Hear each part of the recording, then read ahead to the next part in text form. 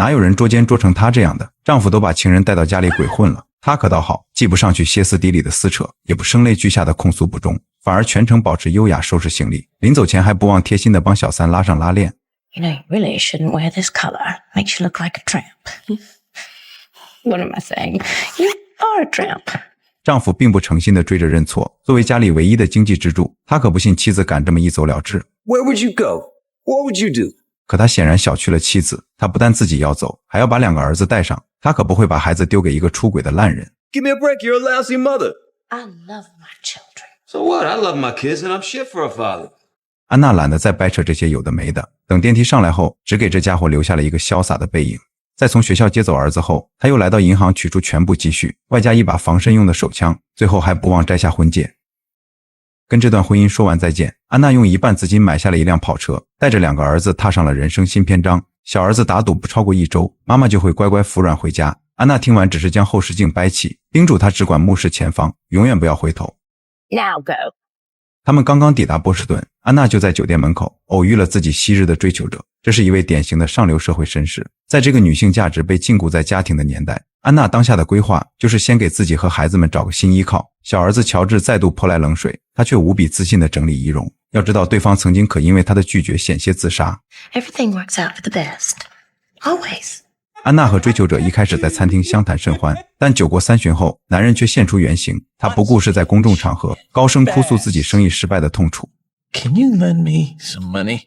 Can I what? 75,000 would do it. Dollars? All right, 50. It's not appropriate for you to solicit money from me.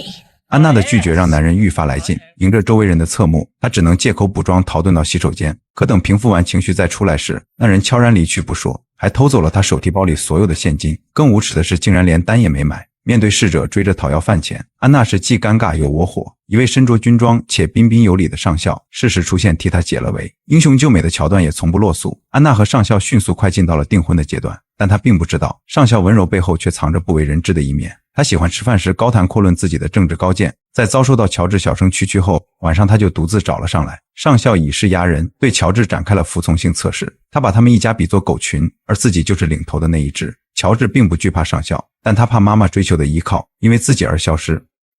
Woof. Sir.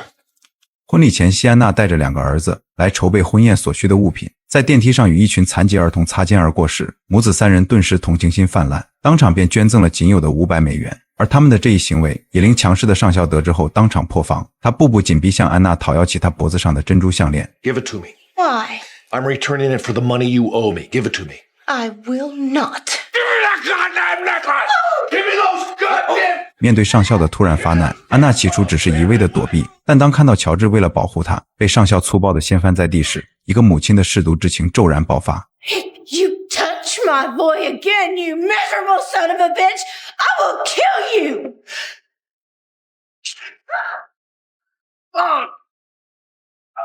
哪怕一路所遇皆非良人，安娜依旧没有放弃给自己再找个依靠的想法。这是1953年的美国，女性被局限在狭小的家庭天地之中，能工作的机会少之又少，就连那时的广告也都把她们物化为可以征服或者拥有的附属品，而她们的价值也往往由婚姻和家庭来定义。哪怕心气甚高的安娜，彼时也不能免俗。 Don't worry, I will find you boys a father.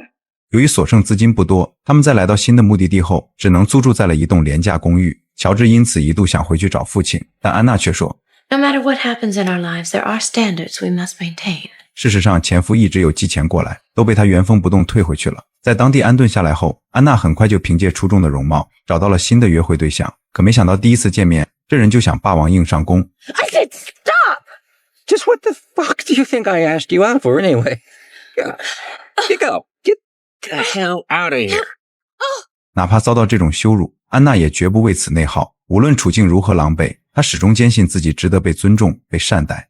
没过多久，安娜就联系上了一位富二代前男友，对方邀约她参加晚上的舞会，安娜欣然答应。可当她在约定地点等了半天，最终等到的却是对方背地和女伴吐槽她年老色衰。安娜独自来到吧台买醉，见到旁边的男人一直冲着自己微笑，兴许是为了不显得那么凄凉，她生平第一次主动向陌生男人搭讪，谁知没聊两句，男人就自称警探，观察半天怀疑她是在招客的妓女。You had me going there, Frank. 男人掀起衣服亮出警徽，安娜笑容瞬间褪去。走投无路的她在被羁押到看守所后，想起乔治白天曾说过看到了父亲乐队巡演到这座城市的广告，于是只能硬着头皮给丈夫打电话来帮忙保释。可那头传来的却是她和新欢调情的声音。 There's no one there. 安娜就这样和2名妓女在一起关了一夜，她们一个被家庭遗忘的，2个被社会搓磨的，命运在这里产生了片刻的交织。第二天还是公寓的一个邻居帮忙将她保释了出去。安娜有些尴尬地请求对方不要将这事声张出去。I would really appreciate it if this didn't get around. If what didn't get around, ma'am?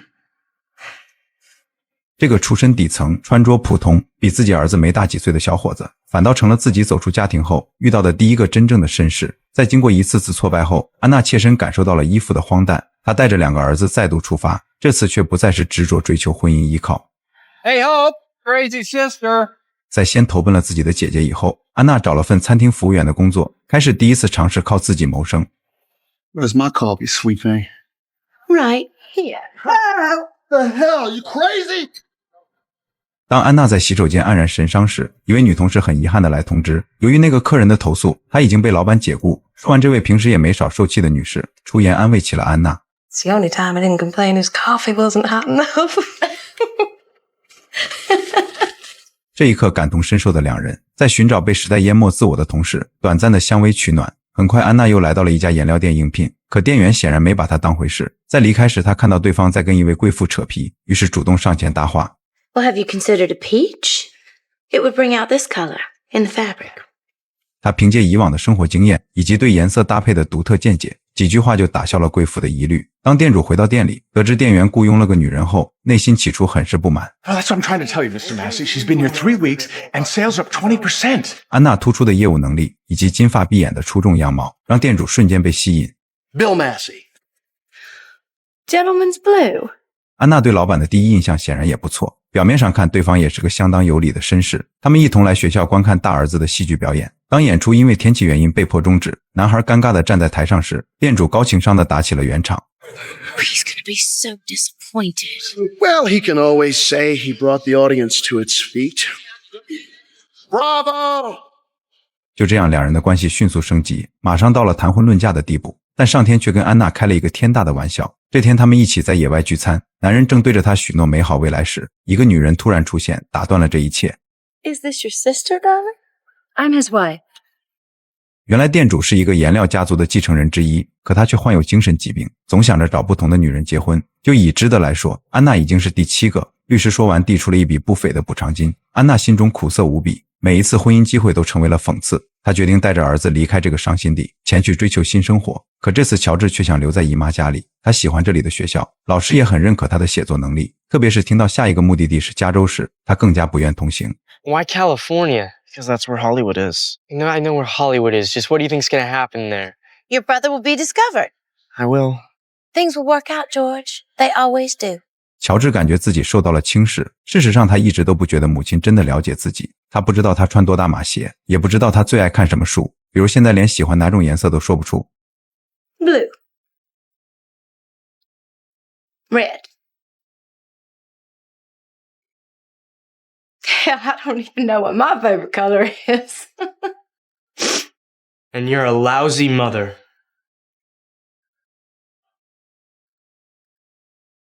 George.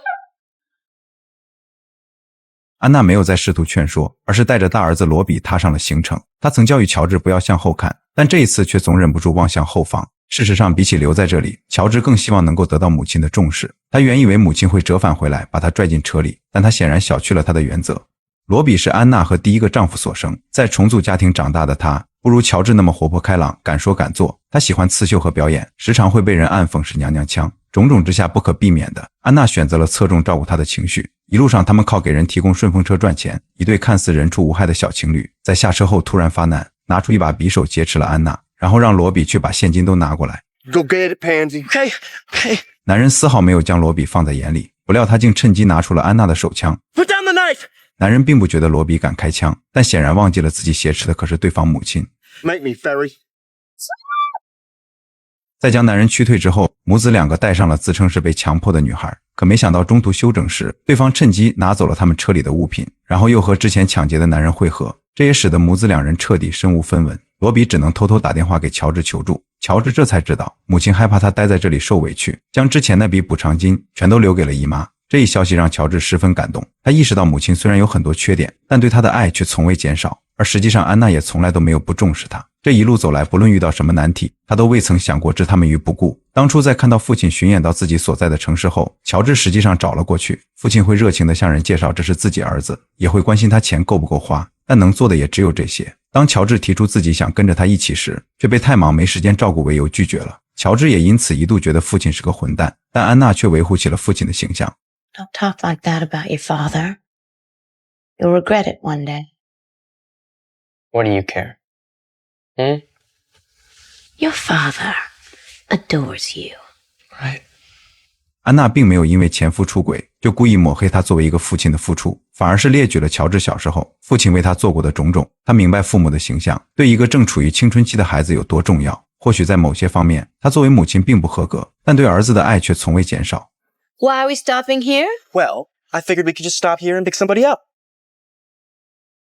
Well, I don't see anyone. Oh, look, there's someone now.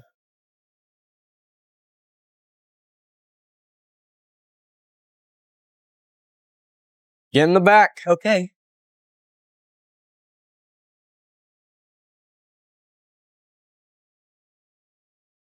That's all she had left. 母子三人再度出发，他们一路披星戴月，终于抵达了梦之城洛杉矶。将相伴一路的跑车卖掉后，定居在了一栋看起来有些破旧的房子。这天安娜刚从超市回来，发现前夫竟然找了上来，可能是阅尽风情之后，知道安娜才是最能给她安定和温暖的人，于是厚着脸皮提出了复合。 I can't do that. Don't you love me anymore? I don't know if I love you anymore.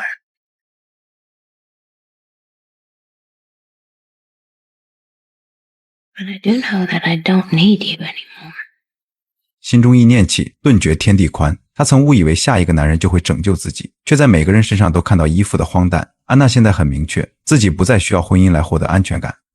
No. Change your mind.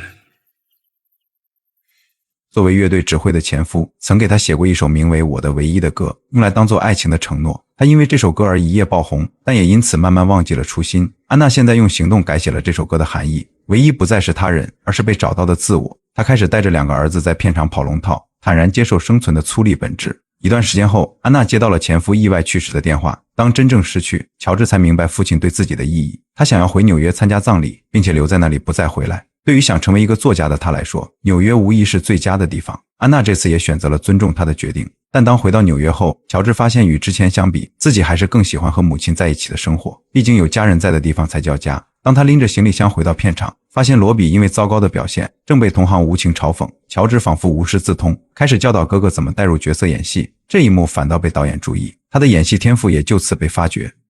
This is where I belong. With you, with whatever's left of my family. I didn't know before, but I know it now. And I ain't going anywhere. 乔治就这样成为了一名演员。罗比也发现相比演戏，片场服装的工作更为适合他。安娜的身边依旧不乏追求者，但她人生的必需品已经不再是婚姻，而是不停寻找自我的勇气。等风来，不如追风去，学会在心里种花，人生才不会荒芜。 I often think about those months we spent on the road together, trying to find someone to take care of us. What we found instead was that we didn't need anyone else, that we could take care of ourselves just fine.